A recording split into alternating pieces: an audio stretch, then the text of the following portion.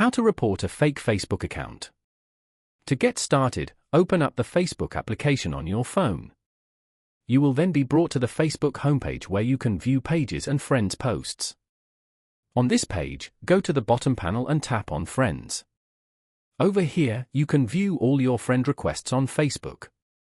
If you suspect any account to be fake and want to report it, then open that account.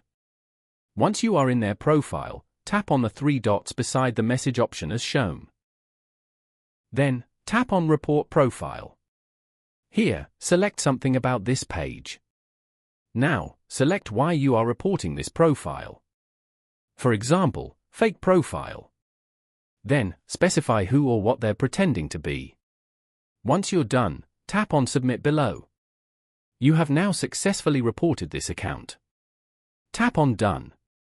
Following these steps, you can easily report a fake Facebook account. Thank you for watching. Please leave a like if this tutorial helped you, or leave a comment below if you have any questions related to the video.